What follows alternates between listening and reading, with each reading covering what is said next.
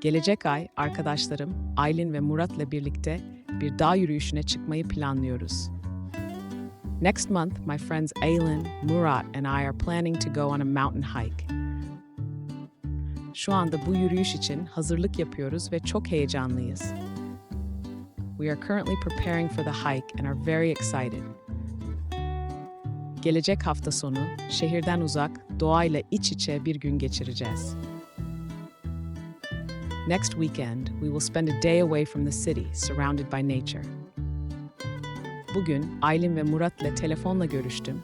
Yürüyüş günü yaklaştığı için detayları konuşmak istedik. Today, I spoke with Aylin and Murat on the phone. Since the hiking day is approaching, we wanted to discuss the details. Aylin, yanına bol miktarda su ve enerji barı alacak. Aylin will bring plenty of water and energy bars. Murat ise fotoğraf makinesini getirecek ve yürüyüş sırasında güzel manzaraların fotoğraflarını çekecek. Murat will bring his camera and take pictures of the beautiful scenery during the hike. Ben de harita ve pusula getireceğim ki yolumuzu kaybetmeyelim. I will bring a map and compass to ensure we don't lose our way. Yürüyüş günü geldiğinde sabah erken saatlerde buluştuk. On the day of the hike, we met early in the morning. Her birimiz sırt çantalarımızı hazırlamıştık. Each of us had prepared our backpacks. Dağın eteklerine kadar yürüdük ve ormanın derinliklerine girdik. We walked up to the foot of the mountain and ventured into the depths of the forest. Yürüyüşün ortasında bir mola verdik ve Aylin'in hazırladığı atıştırmalıkları yedik. In the middle of the hike, we took a break and ate the snacks Aylin had prepared. Yürüyüş sırasında çeşitli doğa sesleriyle karşılaştık. During the hike, we encountered various sounds of nature. Murat, orman yolunda karşılaştığımız kuşları ve diğer hayvanları fotoğrafladı. Murat took photos of the birds and other animals we came across on the forest trail. Hepimiz doğanın içinde olmanın rahatlatıcı etkisini hissettik. We all felt the calming effect of being in nature. Yürüyüşün sonunda zirveye çıkıp çevreyi gözlemledik. At the end of the hike, we reached the summit and observed the surroundings. Manzara gerçekten büyüleyiciydi. The view was truly breathtaking. Oradan şehri uzaktan görebildik ve doğanın sakinliğini hissettik. From there, we could see the city in the distance and feel the tranquility of nature. Son olarak dönüş yoluna geçip akşam geç saatlerde geri döndük. Finally, we started our descent and returned late in the evening. Bu yürüyüş bizim için hem eğlenceli hem de dinlendirici bir deneyim oldu. This hike was both fun and relaxing for us. Aylin, Murat ve ben bu macerayı hayatımızın en güzel anılarından biri olarak hatırlayacağız. Aylin, Murat and I will remember this adventure as one of the best memories of our lives.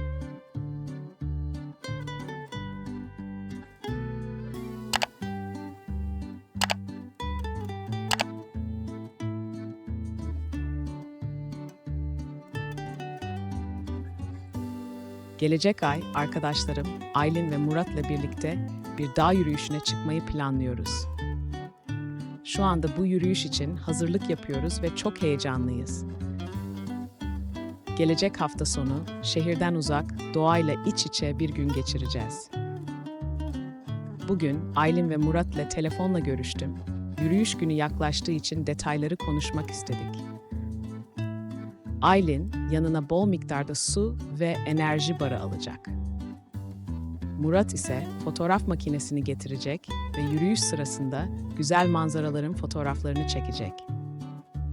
Ben de harita ve pusula getireceğim ki yolumuzu kaybetmeyelim. Yürüyüş günü geldiğinde sabah erken saatlerde buluştuk.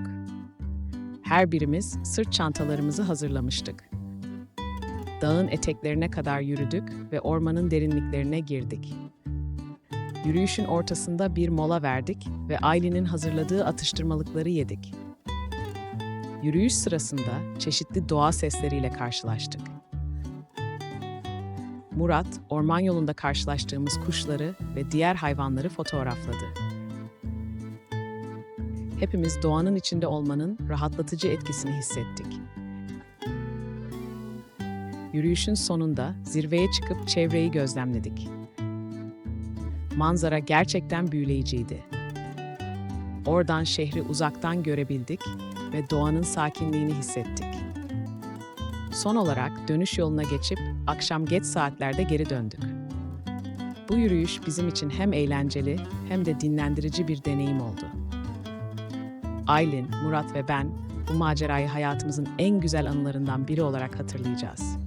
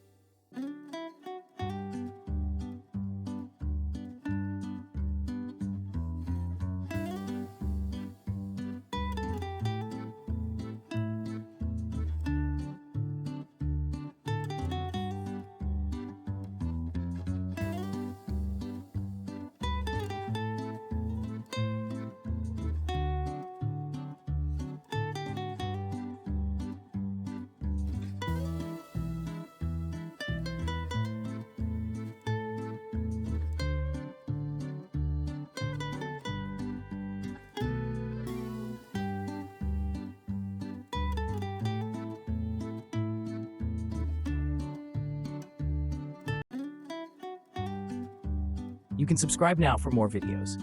Don't forget to turn on the notification bell to be instantly informed about our new content.